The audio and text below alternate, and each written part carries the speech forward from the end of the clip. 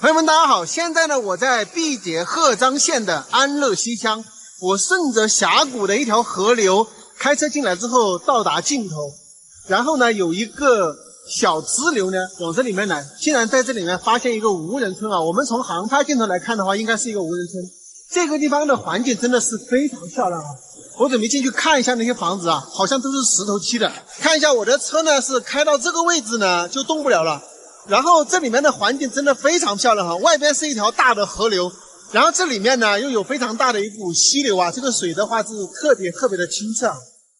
大家可以看一下这条小溪流，这个水啊真的是非常的清澈，非常漂亮。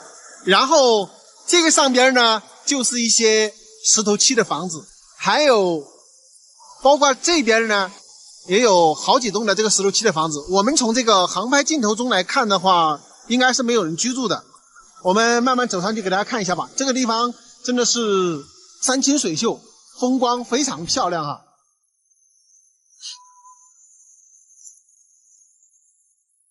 这个路呢，基本上也没有什么车来，我估计呢都是进山找一些东西的人过来。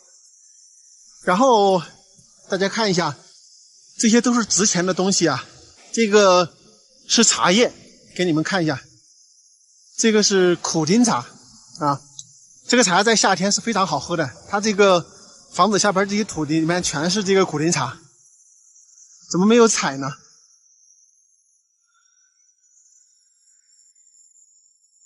感觉这里整个的村子非常的寂静啊，只有听到这个溪水的声音，然后再没有其他的声音。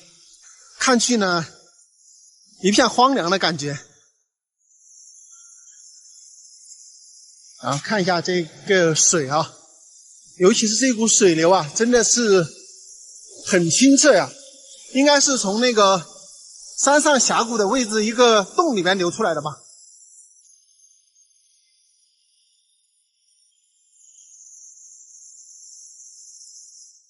不知道怎么回事啊，我特别喜欢这样的地方。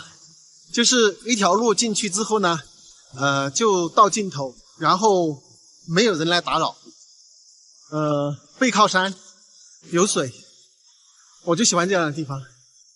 所以看到这样的地方，我都会进来看一下。这里真的好多的苦丁茶呀！哇，这里超级多的苦丁茶，他们为什么不采去卖呢？如果把它弄干的话，是几十块钱一斤啊！我看这山上到处都是苦丁茶。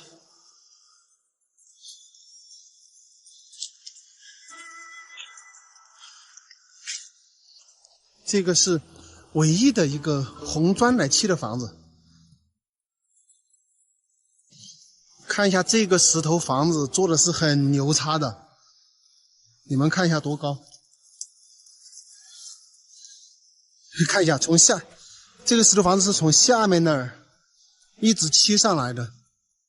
这个是3层的石头房子，这个石头房子做的有技术吧？老古董，看一下没有？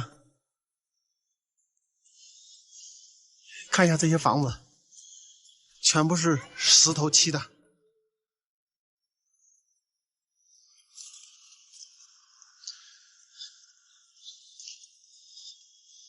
哇，都是没有人居住的房子。看一下，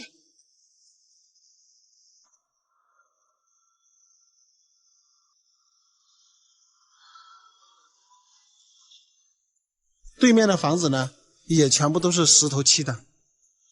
这一栋房子最高有3层楼高，然后这个边上呢，也是一栋石头房。感觉这里就是一个特别古老的一个村落啊。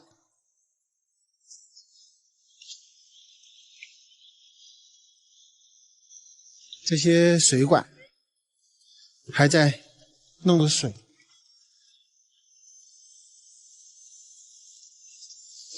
哦，蜘蛛网都有。看到没有？这些房子上全部写的生产用房，就是不在这里居住了，人都不在这里居住了。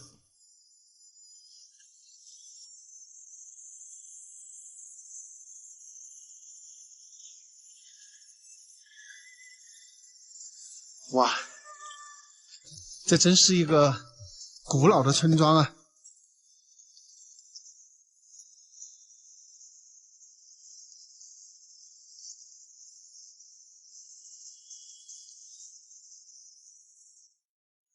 大家看一下这个无人村庄，你们看一下漂亮不？全是这种石头砌的房子，非常美的一个地方。所有的房子上面呢都写了生产用房几个字，就是没有人在这里居住的，可能是偶尔有些人回来，可能种一点菜啊，做一点土地啊，会回来一下子。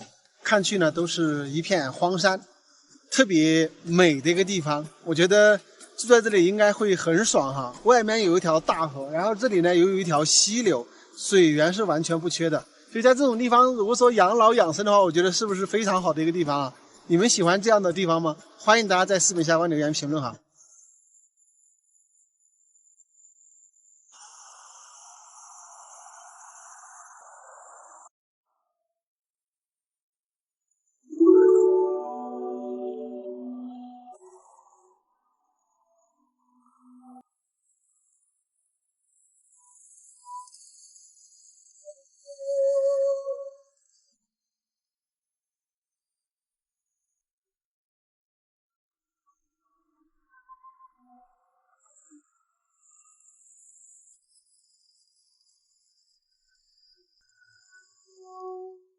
大家来看一下，它这个四合院呢，有大概200多个平方。这里呢是一个院坝，然后过来看一下，中间呢就是天井，两边呢都是房子，三边是房子，然后这边呢就是进这个四合院的一个大门。那么公路呢也通到了家门口。再看一下牛栏猪圈，这里的猪圈是有3间，所以呢，你在这里可以养猪啊、养牛啊都可以。后边这些呢是菜园，这边还有牛圈吧。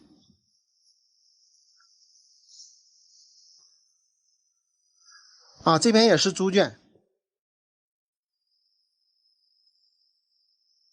这里是修好的2间厕所，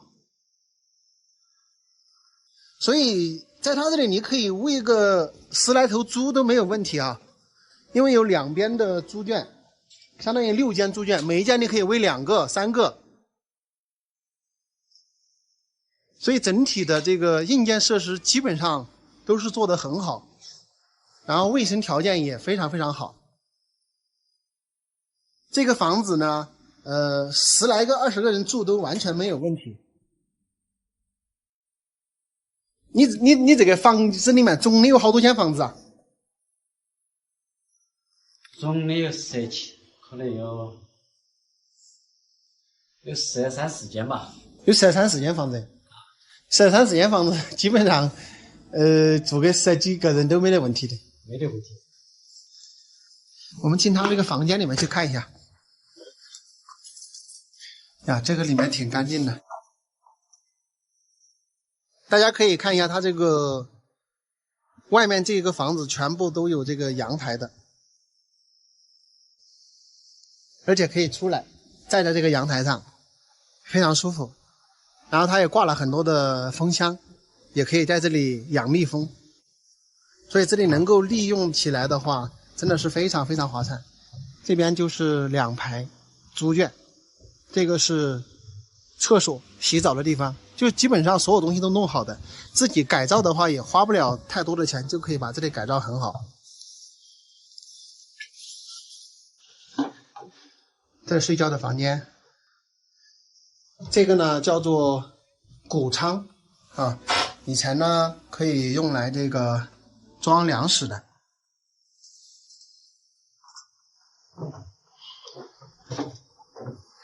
这房间里面也非常非常干净了，这个吊脚楼里面，这里是主人回来偶尔住一下的。你看还有衣柜是吧？哇，都有房间。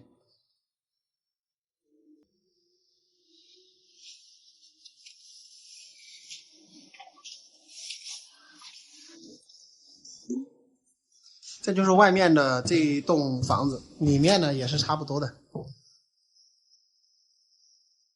这个整个四合院和那边的猪圈呢，都带给大家看了哈。然后蒋哥的意思呢，也讲得很清楚了。我接下来跟大家讲一下，这里有几种的模式。第一种呢，就是养生养老或者夏季避暑的人呢，可以来住他这个房子，因为他说的这个价格呢也不贵，对吧？第二种呢，就是你来这里发展这个产业，它有700多亩的荒山，有20多亩的这个方竹经济林嘛，然后还有20-30亩的这个土地，所以发展产业呢也是非常好的一个地方，水源也不缺，是吧？有山有水，然后公路呢也是通到家门口，虽然说路窄一点吧，大概有10多公里的4米宽的一个路。那么这个地方的交通条件呢，跟大家讲一下。离这个汇川区沙湾镇呢是大概20公里，离这个板桥镇呢也是差不多20公里。其实用我的感觉来说的话，它这个地方房子流转30多万，我觉得是便宜的。为什么呢？因为房子有3栋，对吧？3栋的话大概占地是200多平米，然后有6间的猪圈。你比如说你要养猪的话，你随便可以养10几头，猪圈都不用建了，就所有东西都建好了。而且我到他这个房间里面去转了一圈之后，他还有很多的一些基础设施都有，啊，比如说床全部都给你装好了，然后每间屋子都打扫得非常非常的干净。你们可以想一下哈，一年养个10几头猪的话，其实也可以卖不少钱，对不对？然后它周边的这些土地，你可以去种植一点菜啊、这个草啊等等啊，都可以解决这个问题。一开始他说要转让呢，我可能觉得这个地方只适合那种就是要做产业的人，但是我来看了他这个情况之后呢，我个人觉得就是你一家人想住在农村来发展，我觉得也未尝不可，因为靠他周围的这个资源，包括他的那些牛栏猪圈，其实你都可以创造这个经济的收入，坐在这里一年，收入个10来万，我觉得是完全没有问题的。你做点养殖，然后它的这个山上的经济林方竹每年也可以就是收成个几万块钱，只要喜欢这个地方，只要愿意干，我觉得都完全没有问题啊。几十万买这个地方，我觉得是很划算的。冬天在这里晒一下太阳也是挺舒服的呀。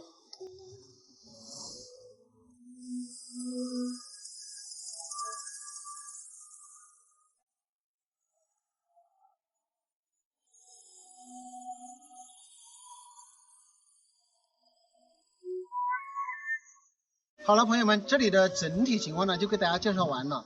你们喜欢这样的四合院吗？欢迎大家在视频下方留言评论。如果还有什么不明白的呢，也可以私信我哈。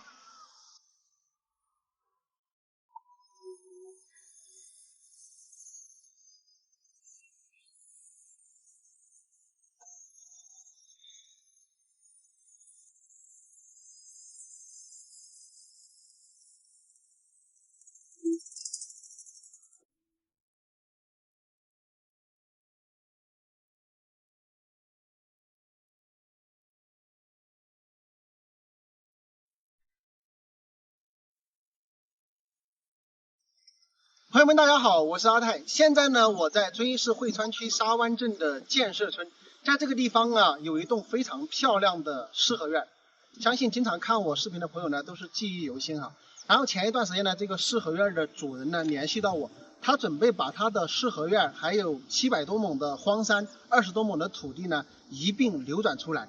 这个可能价格是不便宜的哈。然后因为有很多朋友喜欢嘛，所以呢，我也来这里来跟大家再次的详细了解一下情况，看看主人家他想如何流转出来，这个费用大概是什么样子啊，跟大家了解一下，再把这个地方的地理环境，包括交通条件，还有整体离镇上的一个路程啊等等，都跟大家做一个汇报。如果说大家有兴趣的呢，自己可以来跟这主人家进行联系哈。现在呢，我们就到他那里去看一下，他已经在家里面等我们了，走吧。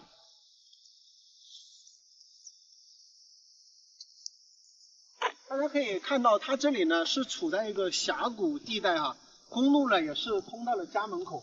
这个周边这些房子呢，其实都是没有人居住的，所有的房子都是破旧不堪，只有它的那个四合院的房子呢会非常非常漂亮，因为它一直都是在经常回来打理它的这个四合院，所以这个整片呢就他一家还在这里偶尔回来一下，其他的房子呢都是没有人居住的。所以如果喜欢清静的朋友，或者说要搞一点什么产业发展的，这个地方就会非常非常好。上面那里呢就是四合院的地方。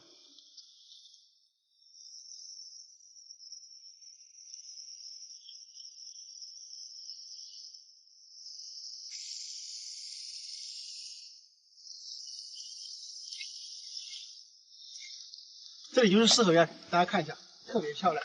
这就是主人蒋哥。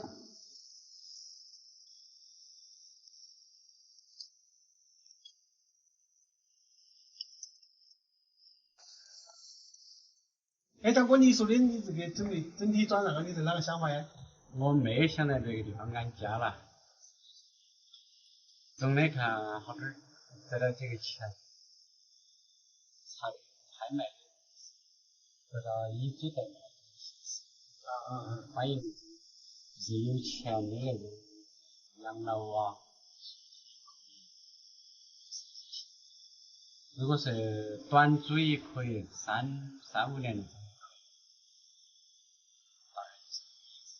如果是他要种土地啊，这些投入什么10亿什么也有也可以。山林地他要啷个利益可以。你的家总有好多亩啊？我家有20多30亩吧。土地。有的话，山林有7、8万。像你们家山林那么多，有7、8万亩啊？那你这个房子后面这山基本上都是你的哦。后边那些大房有500多亩。你一个人呢？对那些。那你这个房子，我记得你上次跟我讲的有你哥哥的一份了嘛？是现在你全部都只能做主吗？我能做主的来的。你这边不是有方段是吗？你像你的邻居里面有大概有好多亩是方段的？我有10-20亩吧。都有20亩方段。那你20亩方段的话，一年能够产生好多的经济效益啊？你统计过没啦？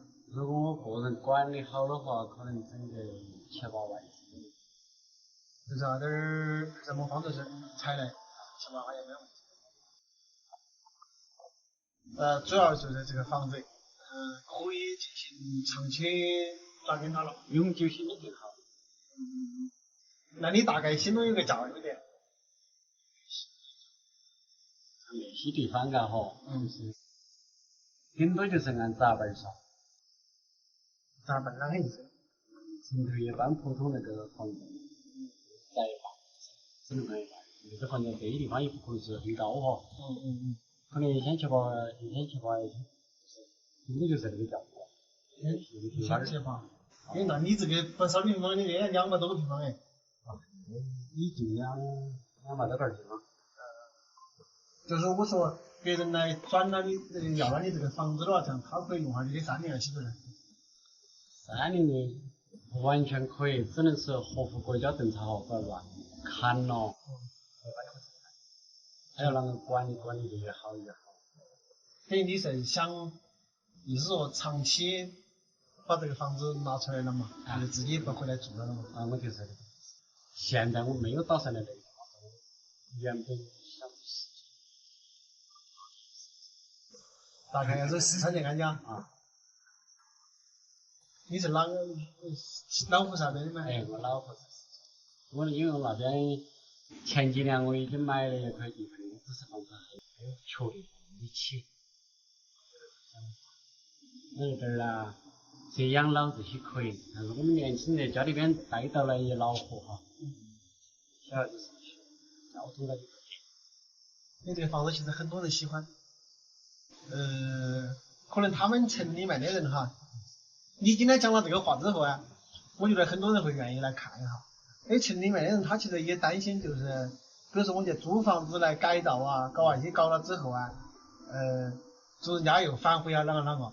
有你这种想法，如果说我可以长期留在的话，他们就长期留在我就不存在有哪样反悔了嘛。对。他就是只要政府允许的情况下，他啷个倒槽跟我都没关系的嘛。对。其实像城里面人呢，他也不会说给你大动干戈的打造，他也是稍微整一下，然后就这里避暑啊，休闲一下。然后它可能这个夏天呐、带起自家的娃儿啊这些这儿来是吧？避暑就是这个用途，他们也是。你这里就是有几种方向，一个就是这种喜欢养老避暑的，另一种呢就是他要发展产业的，也可以，两种人都可以。那发展产业嘛就可以，你几百亩的荒场他都可以利用起来了嘛。如果他自己养老养生嘛，他就没得必要，他就只要你的房子就行了。所以是两种方案都可以，就看到时候有人喜欢了，看你和他们两个谈。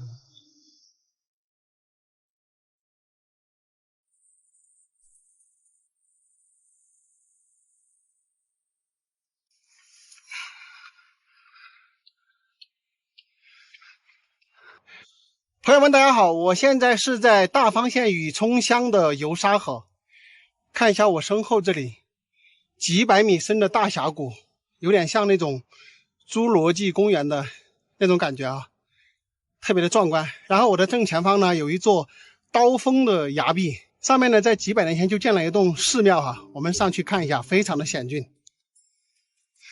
从这个路爬上来，现在我们已经到达了这个峰顶。看一下，在这里是不是一览众山小的感觉？非常漂亮。那个地方还有人练功，在那儿弄了一把宝剑，石宝剑。整个周围就是这样的。今天这个雾比较大，看得不是很清楚。这个上面就是峰顶了。从景区入口走到这里大概是半个小时，不用太长时间。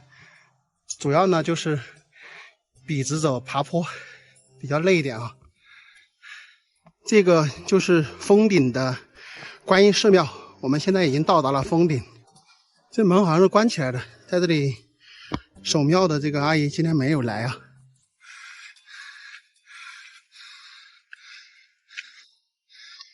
大家看一下，现在我就在峰顶寺庙的位置，这个位置的环境真的是超级漂亮，有那种侏罗纪公园的感觉。整个中间呢耸立出来一座悬崖孤峰，就像刀片一样的，非常非常的震撼。那么这座孤峰的整个周围呢都是几百米深的大峡谷，然后周边全是那种悬崖峭壁。本来今天来呢是想采访一下这里看观音庙的阿姨，但是遗憾的是今天她不在啊。今天的整个上面呢是云雾缭绕啊，非常非常的漂亮。大家可以从航拍镜头上看，真的是非常非常的壮观。如果说从这里垂直走下河谷的话，应该有大概是300米的一个高差。哇，你看我们从空中看，一座孤峰耸立在这里，特别特别的壮观和震撼。那我们不得不佩服古人的一个智慧啊，在几百年前呢，这里就已经修建了这座观音庙。如果说你们到这里来玩呢，我是建议大家到这里来看一下之后呢，还要到这个河谷底下去看一下，因为真的是特别原生态的一片地方啊，就是我说的有那种侏罗纪公园遗失世界的那种感觉。对面的崖壁那里呢还有那个玻璃栈道，包括它这里有索道，你可以坐到这个峡谷底。你要走路呢可能大概是1个多小时。这个地方呢是非常值得一来的地方。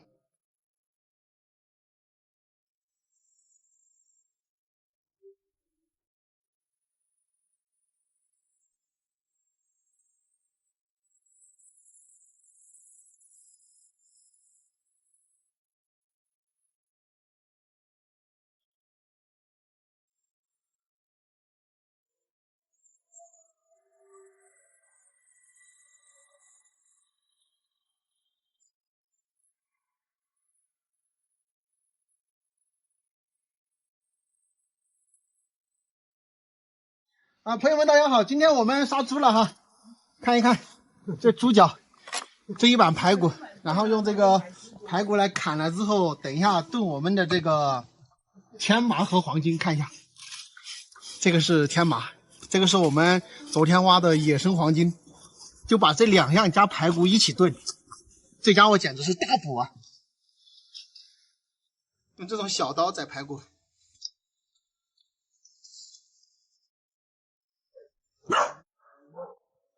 看着宰骨头麻利的。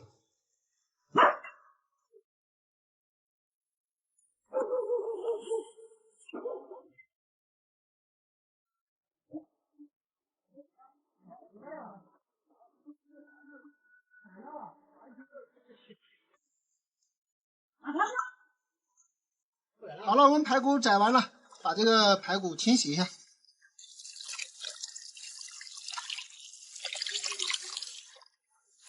不干不净，吃了不生病。差不多就行了。哦，这个热天麻不错。这种天麻。它就要干儿了，中午多也干儿。你认得不？我这不懂。这个大家伙给它炖来吃。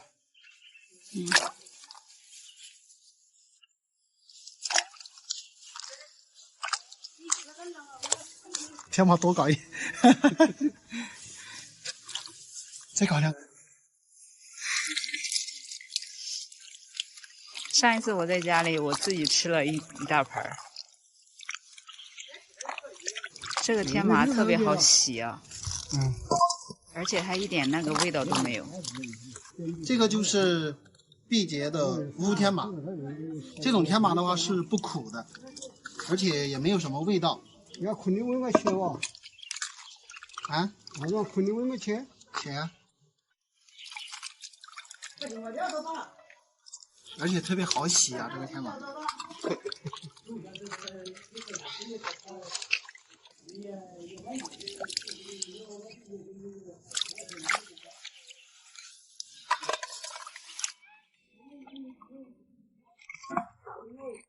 野生的。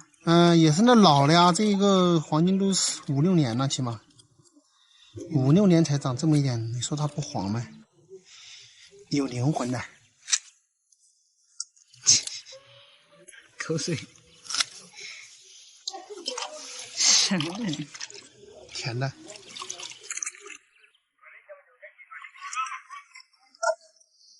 这个天麻呢，就切成一大片一大片的，随便切都可以，切厚点也没关系。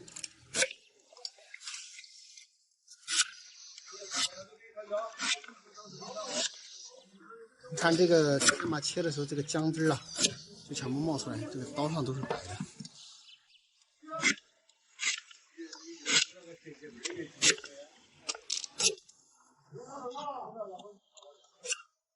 现在就是用天麻炖排骨，这个黄金的话就不用切的太小块了啊，就切成这种颗粒状的就可以。好 ，OK， 然后把这些全部放到这个锅里面。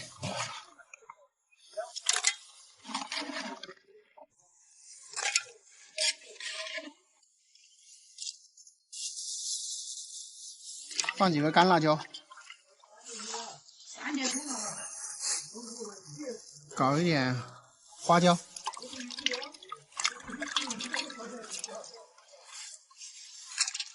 ，OK， 就这样加水就开始炖了。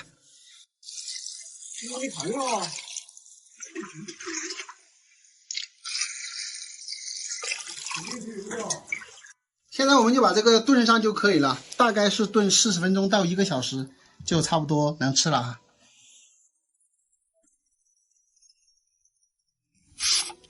我们炖了有40、50分钟吧，看一下怎么样？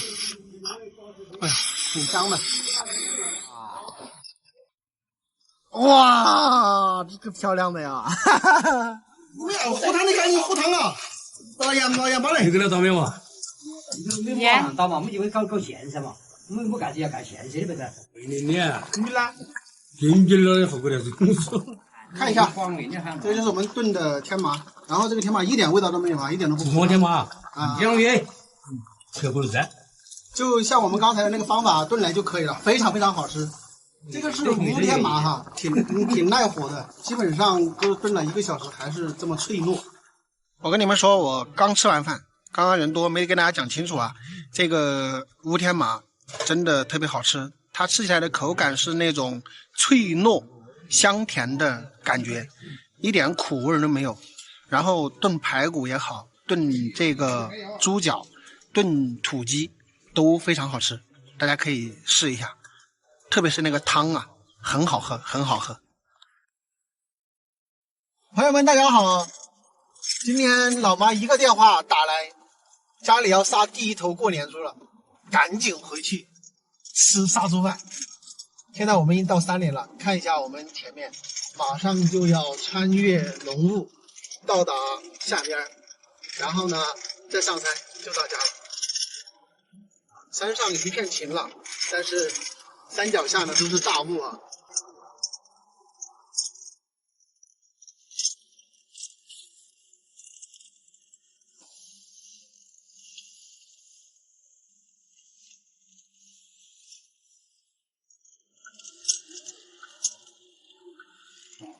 现在已经到家了，朋友们，但是我们这里大雾，水呢还没烧开，要等一会儿才杀猪。我准备用无人机冲上天去看一下，应该是非常漂亮的云海哦。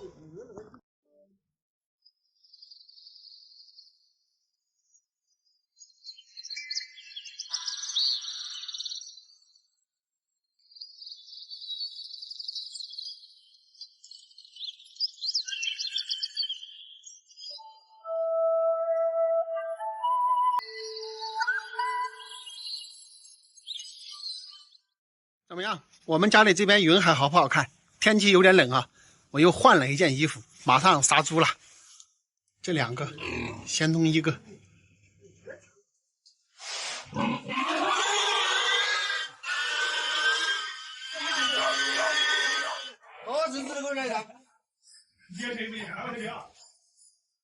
垃圾到我们那多，垃圾啊！他本来你现在不是啊，来了。你毛还来就来。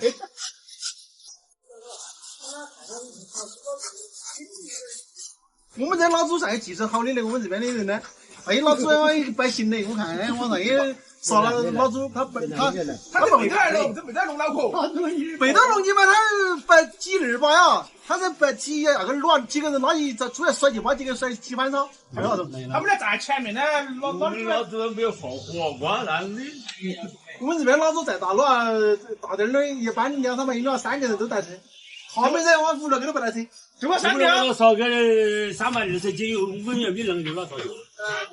这个黑猪肉是好吃，但是也不好打整，搞了1、2个小时了。有儿子的肉没得？知道的。就是要儿子的肉才好吃啊，太肥了不就好吃啊。有儿子，通儿子。啊，这个瘦肉才爽啊！对，刚正好儿子可以，这种肉正好。这种肉最好吃啊！七头上3针，大儿子，你这个上3针就可以。你太肥了不就好吃啊？太瘦了也不好吃。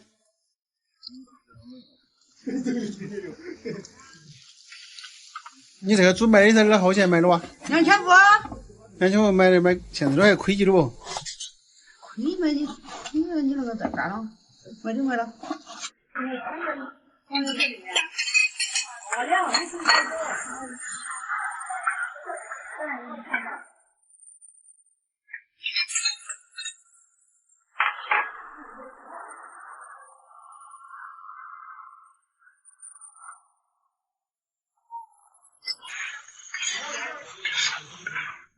这个就是炒的猪肝哟，这颜色看着漂亮啊！今天刚杀了第1头年猪，然后我妈又到河对面去买了1头300多斤的，还有2头要杀，估计过年的时候杀。你们2个抬口头，这个我要。对，什么猪？抬，那抬这个，不能上面，注意抬旁边，抬外面，看外面抬起吧，要抬油，这注意哦。好，我又慢点门。感谢各位老铁啊！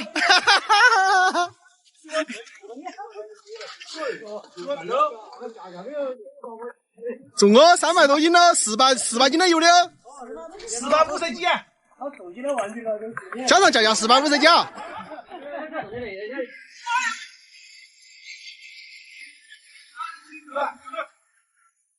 哎，朋友们，今年过年又只有吃猪肉了。我说不让去买了，我老妈非要去买。刚杀了1头猪，又去买了1头来，家里还有2头，也就是都是要过年杀的。我说不买呢，他说就是我们家人多嘛，10几个人，他说要吃油，没办法，又去买了1个，所以现在杀了1个，还有2个没杀。看来今年过年想吃点别的肉，恐怕也没有希望了。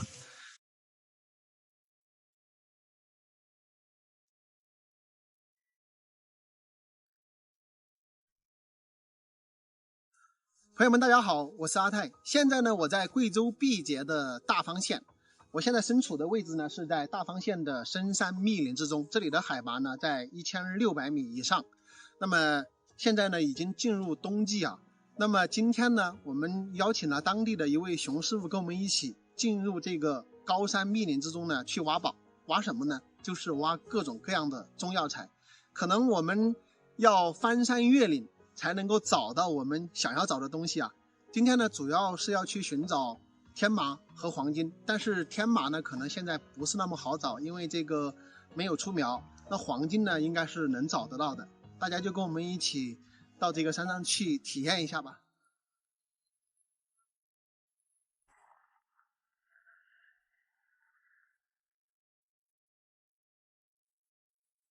那我们今天呢，就是要从这样的路往山上爬，到山顶去采这个黄金和天麻。前面呢就是我们的熊师傅，慢慢的爬吧，到山顶去，走吧。这个是啊？哦，这就是黄金啦。哦，这是黄金了，这个给这，你看找到偏了。挖噻。哎，肯定挖。我负责挖到这里，你看啊。这就是我们的熊师傅，现在这里已经找到一颗黄金了。哎，那个苗呢？你看这个苗得是了，这个苗。大家看一下，这个就是黄金的苗。我都说是这容易找看了不好找啊，是不是啊？哦，看了嘛，都看不到叶子的哈。纸的我也看不到。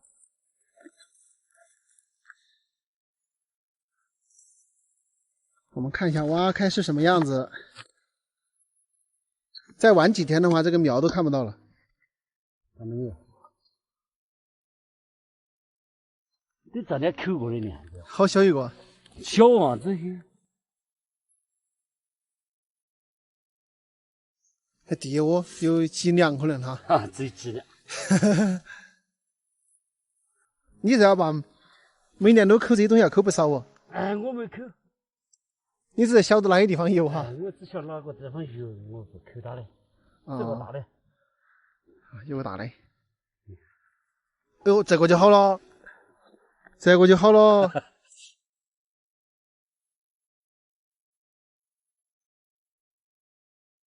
这个要长好几年的嘞。哎，是一年只长几了嘛？几年只长几次的，明年就得长几次。这是这么长了。这个黄金就是长了好几年了。大家看一下，这个黄金就漂亮啊！你这个会挖嘞啊！你看我们挖就挖不到，你看你一根就清洁清那么远。哎，我们不清这远你会找得到啊！看一下，今天运气非常不错哈，来第一窝呢就差不多弄了有1斤左右。这个黄金大吧？这个黄金长了最少5年了，不虚此行，就是怕找不到。刚进山一会儿就找到了，可以，我们继续找，看今天能找到多少啊？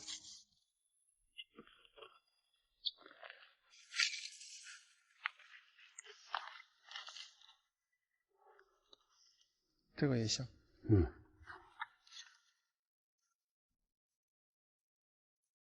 哪个啊？这个，那就是竹草，挖上去那个根哈，跟血一样的。根是跟血一样的啊？这不行，我挖过。你挖来看噻。啊，这个根就是跟血一样的。哦，人家不懂的就是锯藤。不晓得就是锯藤，你看到哈？这个是长的平面，你不信你睁开看哈。你看跟血一样的，是不是？这是个平面嘛。如果伸根泥巴都去了，它在杆子上弄。但是跟这石头上，这就是这个就是血藤，血藤的是吃补了。这都是吃补了。这个我们要哈我得吃，我要拿这个跟着天麻泡。天麻泡来最好了。这个泡来是红的，所以这个吃补跟着天麻一补，更见效快了。也是大补的药材啊，这是大补的药材。你们这个山上有好多种中药材啊？这个的是我们山上中药材最多的了。最多。你不管哪样炒，都是中药材，是看是拿治拿起。你像这个山上有杜脚莲了，这是红锦了，牛国花是属于南药面，还有这个无良青啊，多种多样的都有的这山上。天麻青也有噻，天麻有啊，只是现在找不到哈。哎，现在少，这黑山找到，都找人家挖找完去了。哎，人家都挖完了，基本上。在我们这都是的，你不管都是草，都是药，看你是拿去做哪种。对。你如果是晓得们都是药啊，不晓得都是草，是不是？这里又找到一颗黄金，这一颗应该还可以吧？是不是？这种只是不晓得搁哪位置看下，不好找。所以说是，而是我们是叫从之前这个跑出来哈，从哪他们晓得，哪的生意啊？你如果不晓得的，你叫他去天到就出去挖到去，他都挖不到。都挖不到哈。所以必须要有经验了嘛。你也是晓得哪个地方长得有。挖到。是不是？我们说就是就是像专门也南阳的进了去，南阳的是药材啊。是哦，就你每天在山里面转的话，可能都要赚些药材，都要卖点钱哈。我都不得时间，我现在只好的哈，又带婶婶，又喂的，带几个婶婶你真想给转到这些。是。我一天的是，把你驴仔出去放鱼就算了。你别晓得就是要去找不到钱了。还这上面个枣是有大的没得？只有其实根子多有，到顶上去。你快到山顶了噻。山顶还早得很喽。你上面就是两杠噻，这上面有两杠噻。还得改口的梁子。我们到梁子好的。我们到梁子顺梁子走哈。顺梁子过去噻。就上面马路下那边就走噻。进去挂到你只是看到走了，你这里看到了。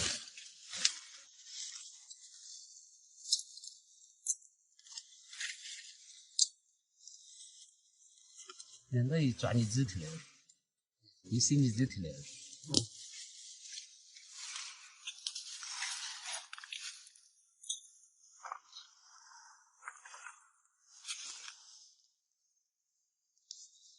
还是小，第一次我见年子都有人挖来，一到春天来挖的人都有了。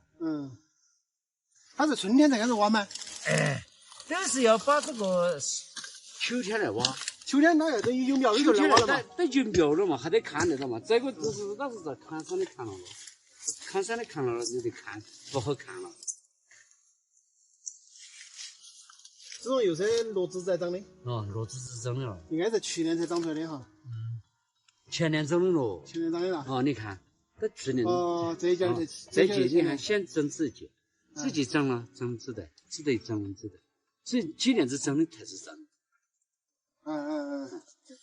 那不是说一年都要长好多，因为这个东西又跟杜脚莲一样，杜脚莲杆子能够长得慢。是。走吧，这上面这。这里又找到一个好东西，这个叫哪个？兰花。这兰花你看，我把它挖出来。你可以拿给那个花瓶再叫。兰花。一开花来香得很了。兰花。看上的植物人的这不是金陵人，金陵人到的头就走了。对。这兰花应该是好的一个兰花。这个兰花是好的了。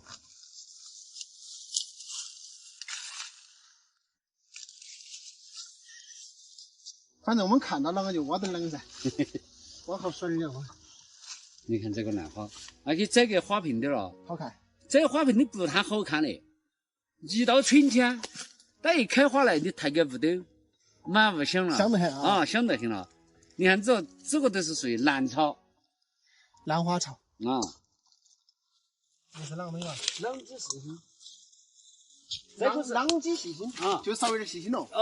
这是这个又不是那个大啷子了哈，我口里看了。这个药。这个人是妇科病，这个，这个是吃这个给吃药。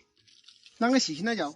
囊肌细心。囊肌啊，这就是这个也是一种好药了，咱没吃啊。看得到吗？这个他们当地话叫囊肌细心，我不知道这个学名叫啥。说是这个东西是可以治妇科病的，就是叶子和根一块吃，看到不？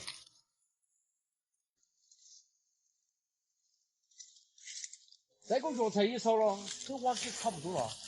这个不懂的真的看不到，就是看到这里一小颗草，然后就拿出来。看那个叶子都不是这样啊。我们要爬龙山林哦。现在在山梁上。啊。这个锯吃的呗？这个吃不得，这个是烂鱼。我们从山脚爬到这个山梁上来了，差不多爬了1个多小时。也爬了好远了呢，好多几里路了。爬了几里路嘞。还要继续往这个山梁上一直往前走，绕一个山，然后再下去。继续走还得远嘞，爬龙山林是吧？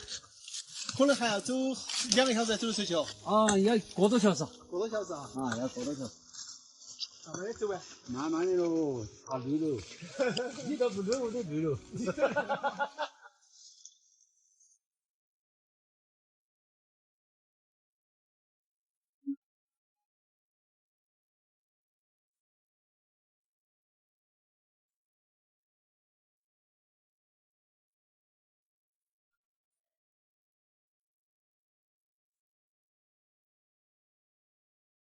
朋友们看一下，我们在山上转了有3个多小时，就挖到这些东西。然后呢，黄金呢大概挖了1、2斤，但是最好的一个呢，就是这个就是一开始的时候挖到的，特别难哈。想在这个山里挖药材也，好多药材都基本上没有了。然后我们现在肚子也饿了，我们准备下山了啊。这地方是倒苗了，不好看了。山上一看啊，找也不好找。现在我们下山可能还要1个多小时，我走完我们慢慢就下山了。走，今天把熊老师搞辛苦了。哎，大家都辛苦了。对，你走就行了。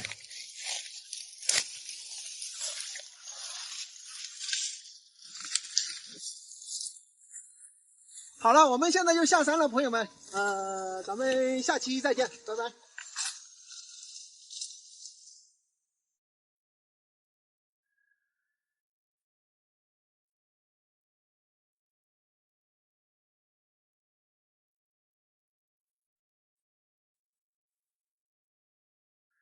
朋友们，大家好，我是阿泰。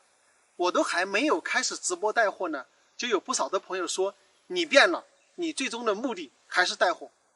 哎呀，我跟大家聊一聊这个话题吧。其实说实话，大家呢都比较喜欢我去深山里面探访啊，或者拍摄一些原生态的视频给大家看，你们都非常喜欢，对吧？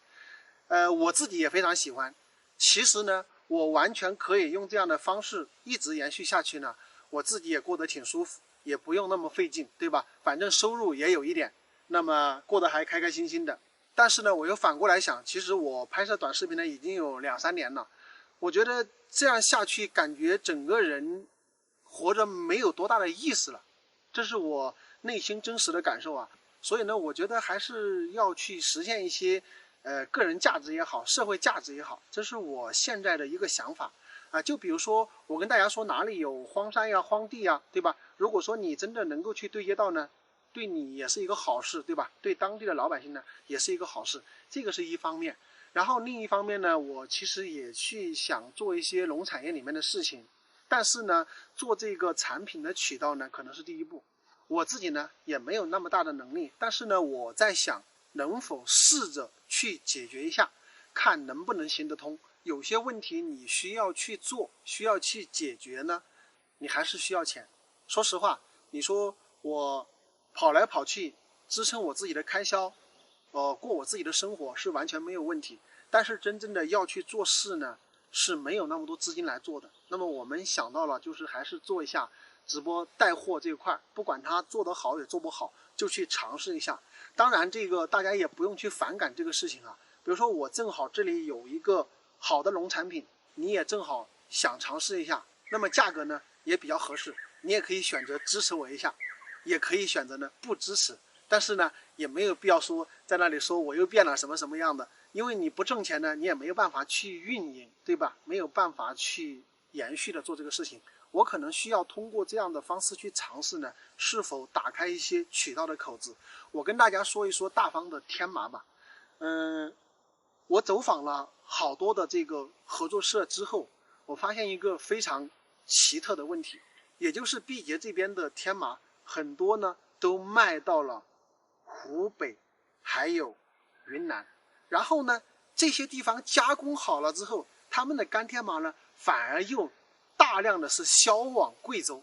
所以你想一下，我们贵州对于天麻的需求量是非常非常大的，但是我就想不通啊，为什么自己地方不加工了之后卖到自己地方，要到别的地方加工，让别人转一遍手，让别人赚一遍钱之后再回到贵州呢？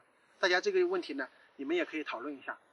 那么我尝试做一下这个带货，为什么要选择大方天麻呢？我们对应的农产品非常非常多，那么原因呢，就是说更加生态一点。大方的天麻呢，都是种植在这样的深山密林之中啊，基本上是完全仿野生的自然生长方式种植。那么它的品质呢，肯定是更加上乘一点。这是我为什么要去这个带初级农产品的一个想法哈。说实话吧，我们吃其他的食品吃了，其实就是为了填饱肚子。但是今天有一个食品说你吃了还对自己的健康有帮助，你为何不可以尝试一下呢？所以说呢，我选择了做一下天麻试试看。那么我在带货的同时呢，并没有说不去拍视频哈，可能只是年前这段时间呢，确实天气问题呢很难出去拍摄视频，那么过了年之后呢，同样还是会去拍摄大家喜欢的视频啊。带货呢只是一小部分，未来我们要做农业的市场呢，可能更多的是集中在线下，线上带货呢只是一个尝试啊。如果我们带货的产品，正好你觉得可以买来尝试一下呢，你就尝试一下。如果觉得你不需要呢，那就算了。当然直播带货呢肯定是想挣钱的，谁不想挣钱呢，对吧？不挣钱那做这个事干嘛，就没有意义嘛。只要我们的运营成本什么的只要差不多，能够稍微的挣一点钱，我觉得就 OK。可能更多的是打开一个渠道，并不是说要靠这个去挣多少钱。或许你们现在会认为我在这里就是吹牛吧，但是这个时间呢会证明一切。后面还有3年、5年、10年、20年，大家都能看得到。反正我只要平台存在，我都会一直去做这个短视频。那么我参与做的一些事情，或者说我在做的一些事情，大家都会看到。只能用时间去证明一切吧。谢谢大家。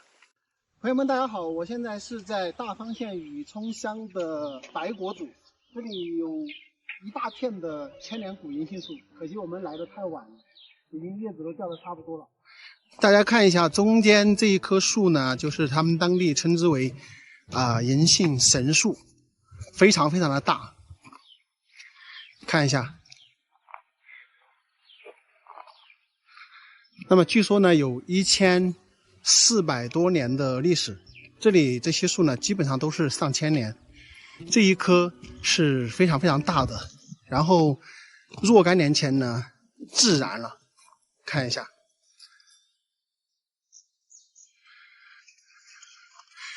之前呢这棵树的下边呢是有一个就是他们供奉的一个食神吧，然后现在呢是移到对面去了。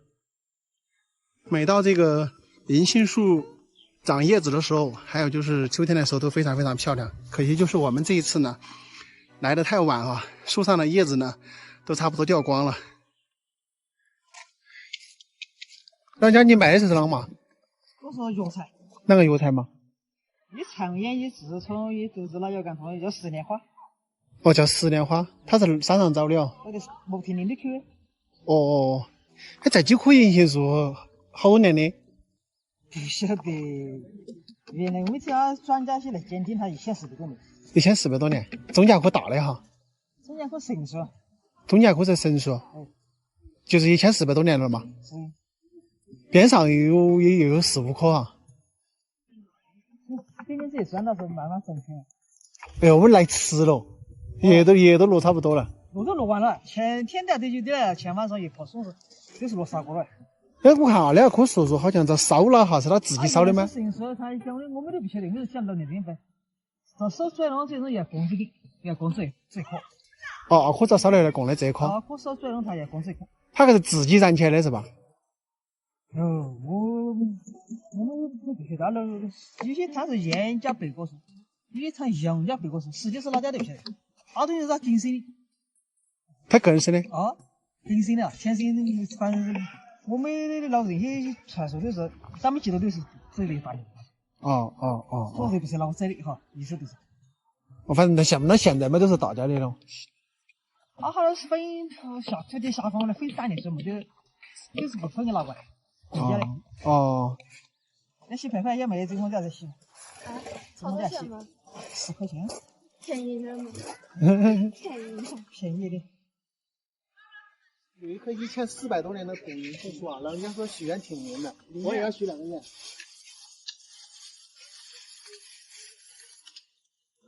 就拿这个垃圾给绑在上面，是吧？这些穿的起没有灵，是你的心意。我信。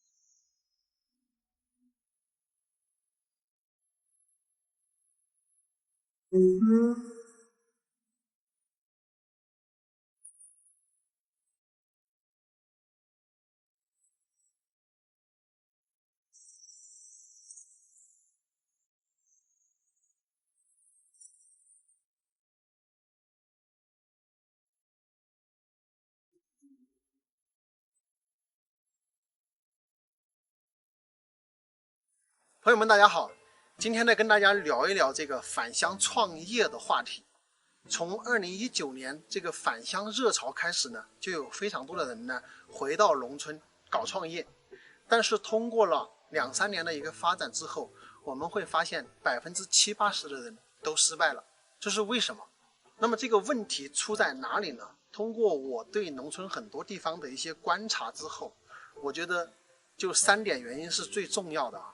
第一点就是盲目的去搞基础建设，还没有开始创业呢，就已经把这个钱呢全部投到基础上去了，到达自己真正要做事情的时候呢，却没有钱。这个时候你去哪里找钱，对吧？找钱也找不到，你去贷款也挺难。本来你可能有20万，可以去做一个产品，去帮乡亲们卖农产品，你也可以很好的去做，但结果呢，你把这15万都拿来投到了基础上去，结果呢，等到你要去做创业种植或者养殖的时候呢，你却没有做项目的资金了。所以说就只能把这个想做的事情呢压缩到很小很小，那你怎么可能成功呢，对吧？第二一个呢，就是去盲目的选择项目。张阿姨跟你说养猪可以，你就去养了，你没有经过去市场的调研，了解一下这个近几年的这个市场动态等等，它会不会出现一些波动等等。你看这几年不就有初创者养猪亏得一塌糊涂，那些大企业人家是经得住折腾的，对吧？尤其是初创者呢，你完全经不起折腾。今天我们聊的这个创业呢，也只能针对我们返乡创业的一些小的创业者，中大型公司呢，大家就没有必要听了，因为我在这里呢也是分享我们自己农村的一些小的创业者呀，就是避免大家踩一些坑啊等等，这个意思。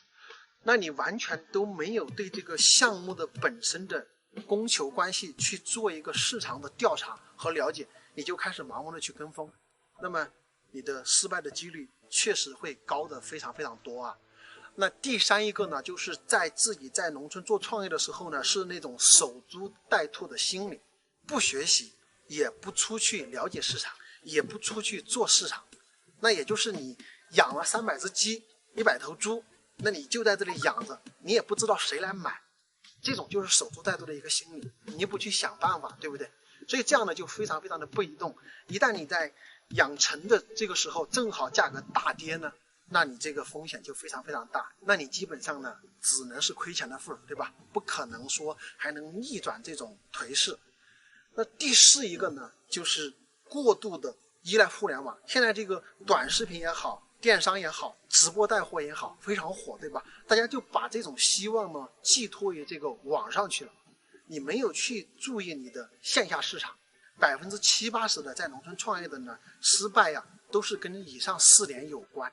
大家肯定会问啊，能不能去避免一下这些坑呢？我觉得呢是可以的。假如说你有20万钱拿着到农村来创业，我觉得你可以去花个4-5万块钱去跑路，我都不要去盲目的开始行动啊。我先去调查一下这个市场的需求，然后我们呢再根据这个市场的需求来做我们想做的项目，并不一定说你今年养猪，明年养猪也可以，对不对？可能你今年养猪，明年或许是养鸡啊，或者再养别的更好。比如说你今年种植土豆，明年你可能种植姜啊，或者说其他的一些农作物吧更好一点，对不对？就是每年它都会有变化的，因为村里面一般来说别人干什么就有一大堆的人跟着去干，所以你一定要跳出这种思维，自己去寻找更好的项目呢，你才能够赚到更多的钱，对不对？所以我觉得呢，就是你真的要返乡创业的时候呢，你首先去花个1个月、2个月的时间呢，去调查一下这个市场的需求。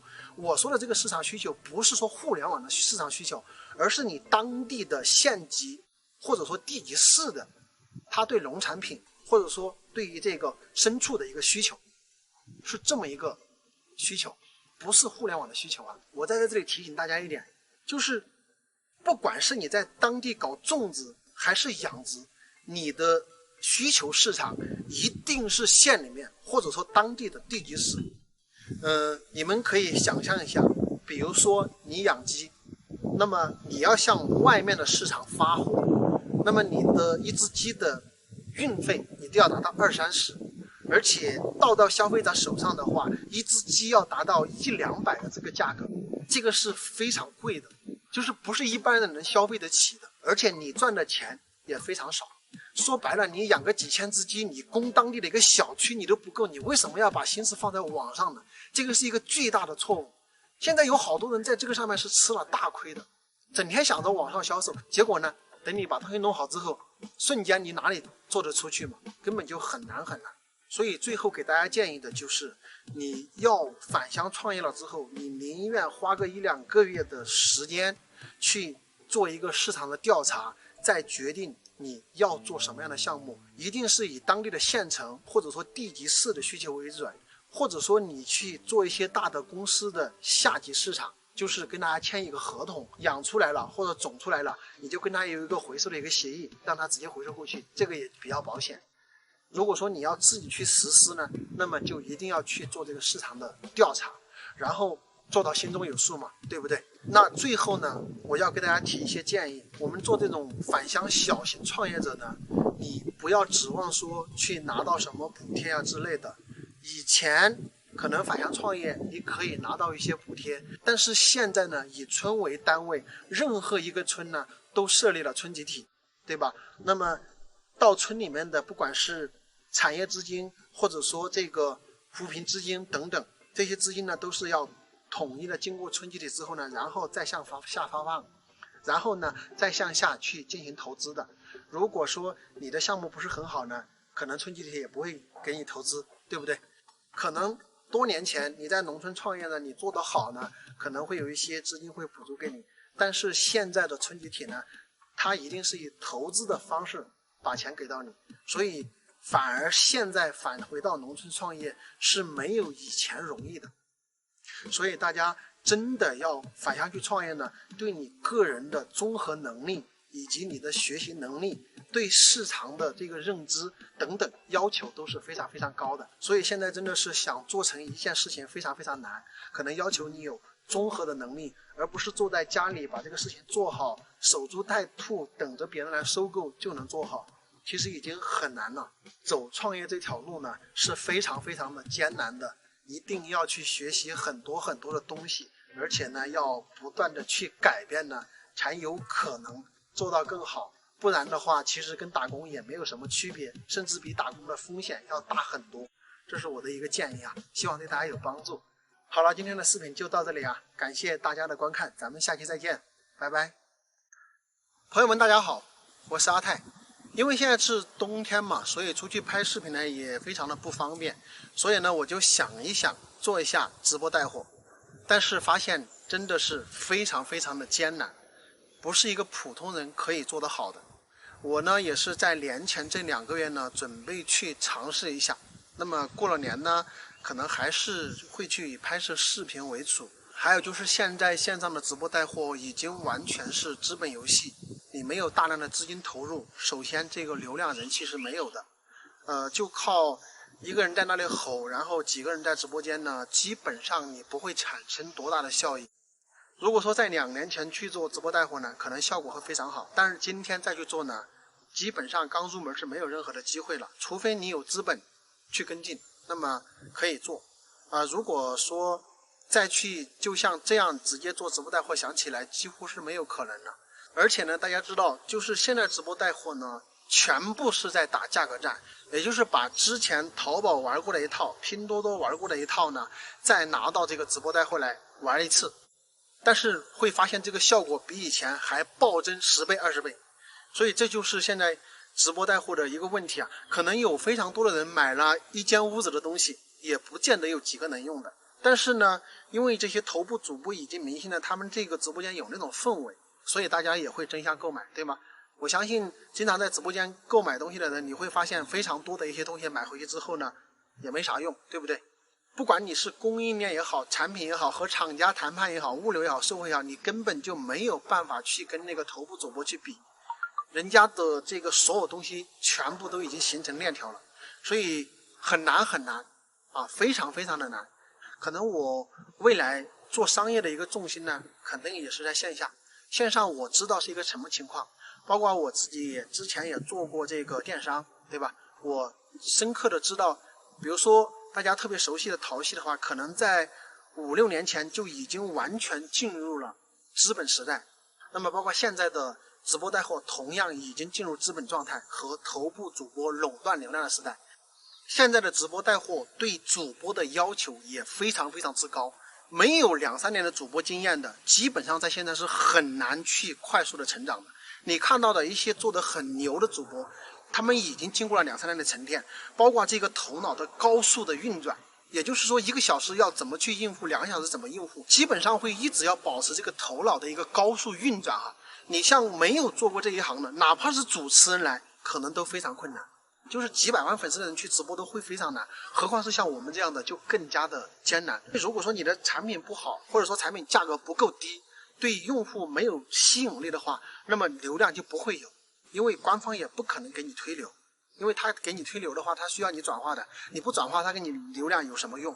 所以说对主播的要求会非常高。如果你现在还想去做一下直播带货，你个人的这个综合能力达不到的话，我建议真的不要去尝试。当然如果说你在砸资本的情况下，我觉得可以一试，但是如果说是像我们这样的素人，你想去靠直播带货做到什么样子，没有资本去投入的话，我觉得根本就不用尝试哈，成功的几率仅1%，这是我个人的一个感觉。因为我想来做直播带货，我也去看了非常多的直播间，就是看了之后得到了一个感受。因为现在就像我之前说的，完全都是资本的游戏，可能你平时看到的带货几百万的这种已经算是小微了，因为人家动不动就带货1个亿，对吧？你根本没法比。可能那种带货几百万的，倒是真正你让他算下来，他也挣不了多少钱，因为产品的这个生产包括成本，其实现在大家都不傻，是吧？随便一核算的话就能核算得出来。那么能不能挣钱大家都知道，所以说我个人的心思呢，还是要跟大家把视频拍摄好。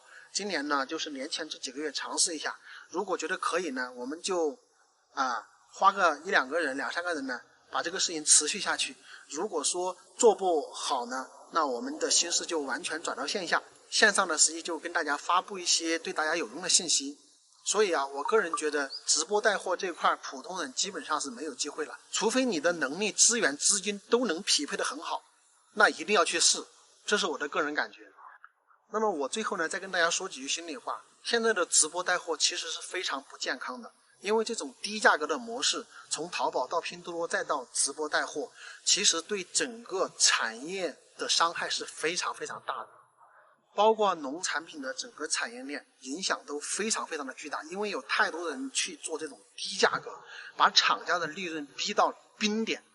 那么厂家也没有办法，没有资金去改善它的生产设备，包括它的工作环境。你想一下，现在这个人员的工资又高，但是生产出来的产品呢，利润又非常非常低，那么就不得不逼迫一些厂家呢去做这种比较垃圾的一些食品，甚至一些产品。所以说，这个低价格的战略呢，就是不管是对消费者也好，对这个整个这个产业链也好，它都是具有非常非常大的伤害的，这是我个人的一个感受。但是没有办法，现在的消费模式呢，就注定了让这个直播带货和网购还要持续好几年。为啥呢？以前咱们去买东西呢，都是要兜里掏钱出来数的，这个时候兜里有没有钱呢？一数呢，其实会心疼的。有些东西不敢买的呢，那就忍一忍呢，就不买了。但是现在不一样，手机上点一下，这钱就过去了，就是没有那种痛的感觉，对吧？所以非常多的人就会特别过度的去消费，这就是我今天想要说的，直播带货已经是一片红海了，非常非常难了。所有的流量全部集中在头部，中腰部都非常艰难，更不要说底层了。那么今天的视频呢，就给朋友们讲到这里哈。下一期视频呢，我会跟大家讲一讲农村创业的一些坑。假如说你现在还想着返乡创业呢，我觉得还是有一些帮助的。咱们下期再见，拜拜。朋友们，大家好，我是阿泰啊。现在呢，我在汇川区沙湾镇建设村的三岔河组。今天呢，带着一群小伙伴啊，来到了上面三岔河组那个位置啊，找了一家农户家呢，吃了一顿天麻鸡。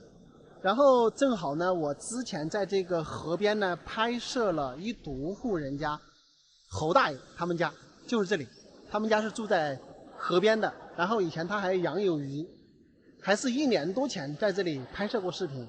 然后我们刚刚在这个上面这里吃饭的时候呢，侯大爷也上去了，我们在那交流了一会儿，然后他还跟我说他现在都成为一位网红了，所以我单独的下来跟他聊一聊天哈，看看他这里现在是一个啥情况，特别好玩的一个大爷，心态也特别好。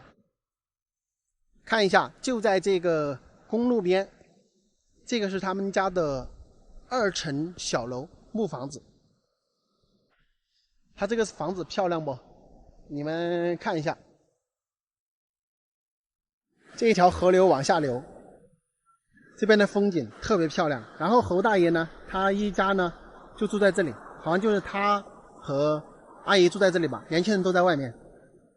我跟你们说，我到这个建设村这里来拍摄视频不下于20次了。我就是特别喜欢这里的风景，然后它又在高山，然后呢又有河流，这地方的海拔都1000多米，但是它有河流，所以说这种地方就是网友们心目中的世外桃源，对吧？真的非常漂亮。侯大爷不知道在不在家哈，我们过去跟他聊一聊天。哎，吃饭没来老娘？我就走你这说呀，侯大爷啊，又跑了是不是？哈哈哈，他好神儿很呐。吃啥没得了？吃了，我们来高地整饭车，来整饭车，他都晓得。哦，高地整饭车。喊他们杀了鸡了的。哦。咋的？哇，今天太阳晒得不得了。真的要得。安逸得很。要坐。坐。要喝茶杯？不要，不渴。你上班没有住人了？上班没有住人了？我们又可以吹哈噻。你看我这个都可以录像的。我这个都可以录像啊！你都是网红的，你不懂。网红吹你的，哈哈哈！你看你相信不？我看到的了，你9000多粉丝嘛，肯定不吵了。你不是有9000多粉丝啊？我刚刚你了，我看你了吧？歪了，你要个记性。你老师还是玩这个了？看下子，你看两个侯大爷在3个月前才开始玩短视频，现在都1万粉丝了。我一个视频的人50几万了。我给大家看一下侯大爷这里的整体环境啊。这个边上就是一条河流，然后看一下上面的石笋山，非常漂亮。它这里就是2层的这个木房子，非常漂亮。怪不得侯大爷他精神抖擞啊，70多岁了，看着像50、60岁一样。你看，整天过得多开心，在这么好的环境这里。然后自己呢还玩这个短视频。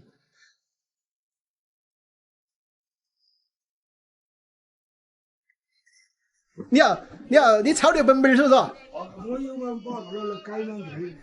哎，你改了多少个？我个拿来改两句打的。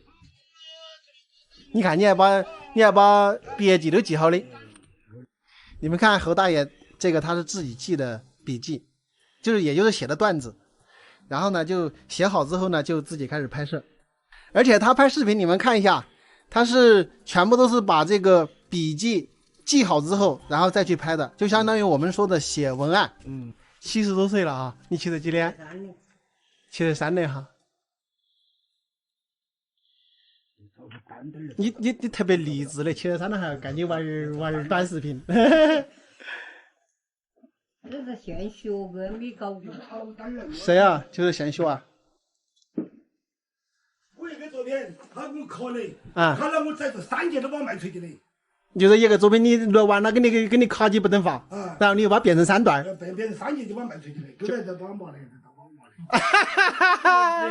很多人年纪轻轻不努力，看看我们的侯大爷，70多岁了，3个月前才去买手机来开始玩短视频，人家现在都有1万的粉丝，而且写了这么多东西来拍段子，你看看我们有几个人做得到？我都发现我自己都自愧不如。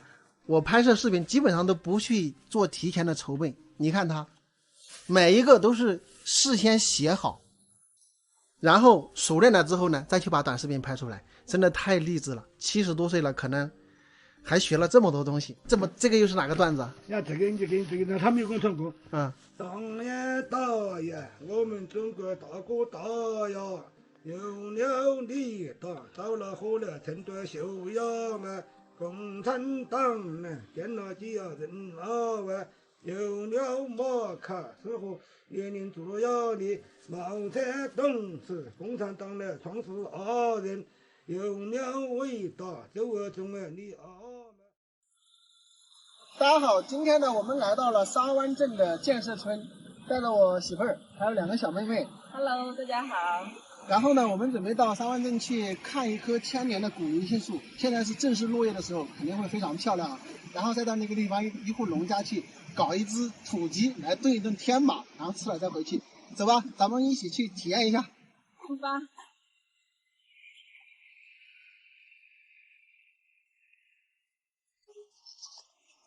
超级漂亮，看到没有？这地上全是落下来的银杏树叶。你们上来的时候这里走路慢一点啊。很滑的，你好，哎，哥仔，吃饭没有？哇，又是最漂亮的时候来了。不过又在这不一定是最漂亮的时候来呀。你准备装房子啊？这个装房子我的扫地号，我都昨天前天的人太多了，是不是一个接个来？我晓得人多啊，我晓得昨天前天人多，不然我还来的。天气不好。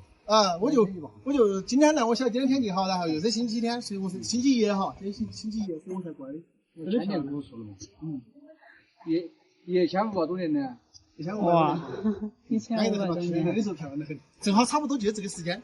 你准备把房子翻新？不是翻新，我就是出国7天要3点4。我这个，就是我家妈死了，是吧？40多年的烧白金，对吧？这个什么健个身呐？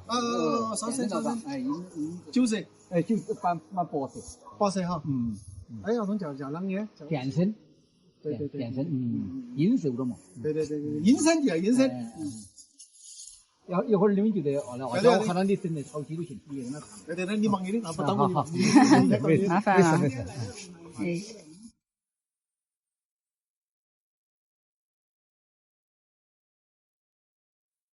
你爱猪爱猪的回家。老鹰和小鸡的感觉，是吧？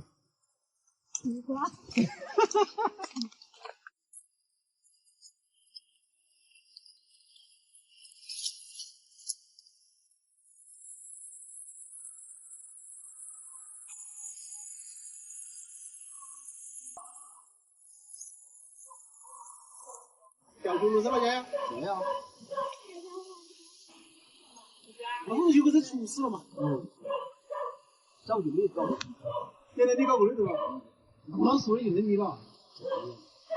这你得搞几个误差。那个一定是加的那个。今天我们搞点饭菜，也是。你们家搞点饭菜。现在饭做。搞个鸡，对吧？好钱只要鸡。我鸡是好多钱斤肉，10块钱斤重嘛。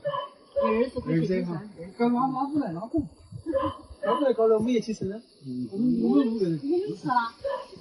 慢慢蒸了，慢慢蒸了就到中午吃了。我没蒸的。你要跟我们说哟，他们可以蒸得进。你负责烧就行了。你负责烧，他们可以自己蒸。行了，我给你把水我去，然后你烧了。要得。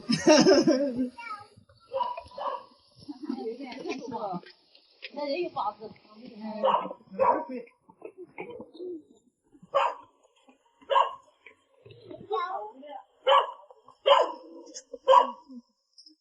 你们就开始。哎，你干啥？这就是喂猪的熟饲料，就是山坡的那个猪草打回来，然后再加上一点粮食，就喂猪。所以农村的猪好吃吧？这些就是猪草。我来给你们示范一下宰猪草吧。看一下，猪草就是这么宰的。你可以停。小明去抓，小明。你看哪只帅点？你不是要抓只帅的吗？今天我们要吃一只，看看哪一只的运气比较好。我感觉这只太胖了，这只太肥了哈，太胖了，肯定是没有瘦肉。这一只蛮去了，那我们抓这一只，你敢抓吗？下去抓吧，小明。哪进去？哦，你要从他们后门进去。你去抓是吧？呀。哪只？看哪只漂亮抓哪只。看你的技术哦。我是抓的哦。小心一点啊。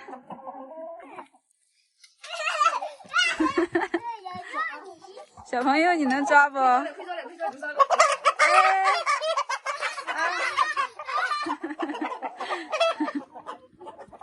好开心啊！今天的饭就是这只鸡。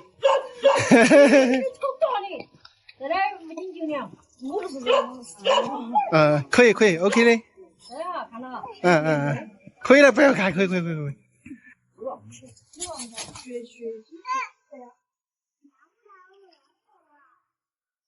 我去看小心烫到手哦。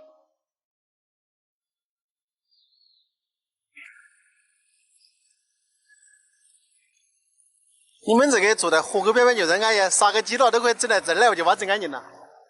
都不需要在外头整它。啊。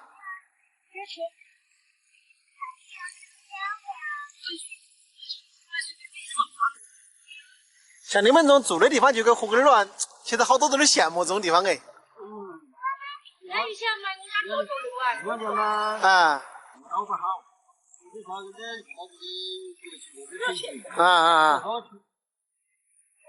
多签约，人多得很呐。谁啊？烧烤。哎。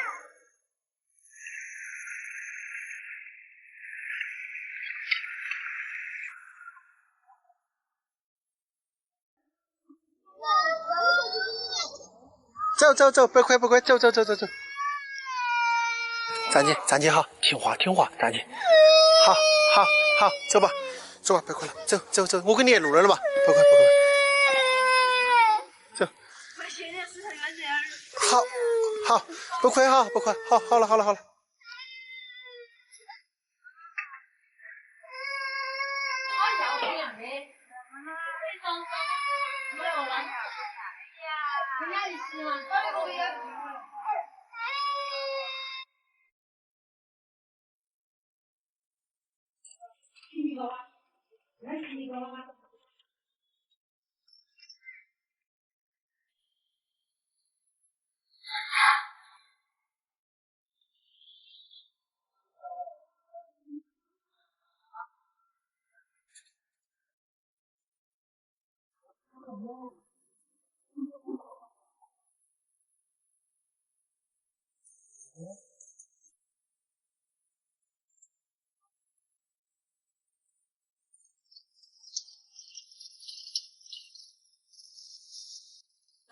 这是我们自己带来的天麻，季节大方的宁夏天麻，我们待会儿就用这个炖鸡。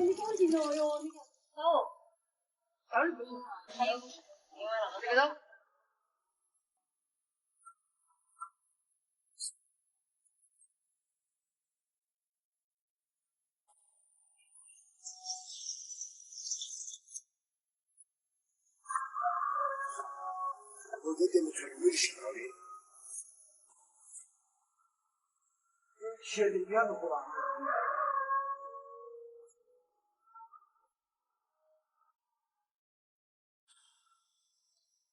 我们都是看到手，还会有车人说去吃早餐。那必须吃早餐了，你不吃早餐你怪哪个？不吃了，这个。哪个碗里没吃早餐？啥个啊？是不是你要饿了就煮面条吃嘛？我们没有吃早餐的去。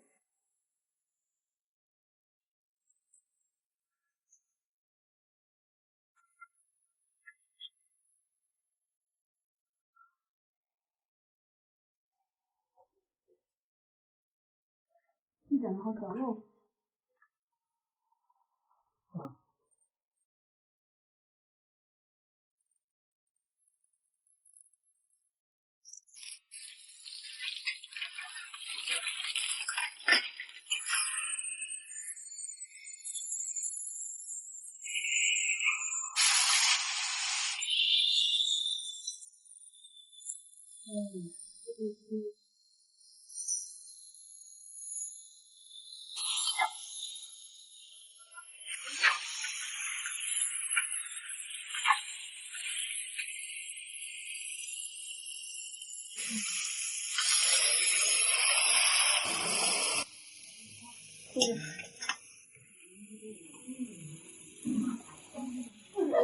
饭好了没有？还是几点了？饭应该好了。对。怎么？哦，那个就像我那个年给我家个外甥他让我给你放在冰上的。吃饭了，坐起吃饭了。吃饭了。年来了，那这些。你们出去吃啊？真大了吗？你吃吧。快点嘛！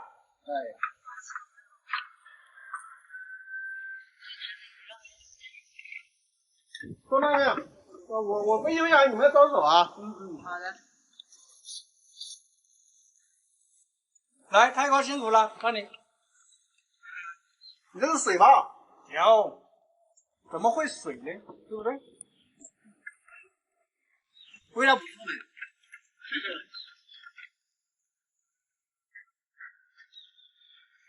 哎，你在干嘛？你炒过没那天嘛？炒刘海啊？都打米饭了没？还有。还有你这个天麻不错，我准备回去我就卖你的天麻。你看我是这天麻口感真的很不错哎。农产品。就而且还我估计人家拿你以为大包子，那是鸡不行。柴火都炖了。我的妈呀！我的妈的，你个你！我这是水二缝一看，你放不成老些人。大家乱播啊！那要给开你的宝宝，要给让你那个来放水。耶，你真的我。人家给我们这个，我文明的不是？真的。光是有没有这个盐，还是要有那个天麻。美女也有，美女也有，天麻也有。你吃完了还吃得不开心吗？没拍照。你们真的是同事吧？我能喊你们吃吗？你们大家过得放那个是吧？一会儿不会坏了嘛？老些人，那个球。那些开直播的人家他送了他，那些要赏的来。开直播没得想钱嘛，金钱嘛，给人光想人家钱，那些那有人享受没了嘛？哪个人借钱可以输几百？我给钱给老子给他嘛。那么你可以输几百，那5月份都没得输那个，你开球嘛，你找不到5分钱。毛笔一直播开直播间的裤子都不穿，那个中国是个文明古国，那你赚到钱嘛破坏的心慌。哎呀，说了啊，你不要太冲动了，你管就说的嘛，你不喜欢，你要允许这种心态出现。我不喜欢，这个文明古国你都不要嘞，你叫个啷的人嘛？硬是想掺那2把儿。当话这个文明国，是不是？要找钱呢，就去骗那颗红心。又去骗那个大红花，你这个心情，自己的羞耻的不知得像个了嘛？你这个心情我理解，有时候我都想硬要缠那个是心2把儿嘛，就在缠白的，我的讲嘛，真的呀，妈呀，想听了2把，哎呦，太过，不是有点道路还可以了。今天这顿鸡吃得安逸，我2毛鸡吃得巴适得很。5斤9两吗？5斤9两，5斤9两就是120了嘛。啊？哎，亏5点，你们忙一盒饭都没得吃，亏5点。你们饭都不吃，你们吃的好烦了，那就走了。特别是有头大一袋子的。给你收一下吧。你们管，交给啊。你们管，没得时间好的。他们家那里没去过的。他们家也是。吃不了。滨江的。开哪来？哎，你们是一起。今天又来了。要得。周大爷，我来找你这里慢走。哎呀，那个可以马上去的，有时候来他们家。他好事儿了，主要是。慢慢去哈。好，感谢。慢慢去，2天又来耍哈。来玩，都来玩。拜拜，小朋友。哎，拜拜，快点。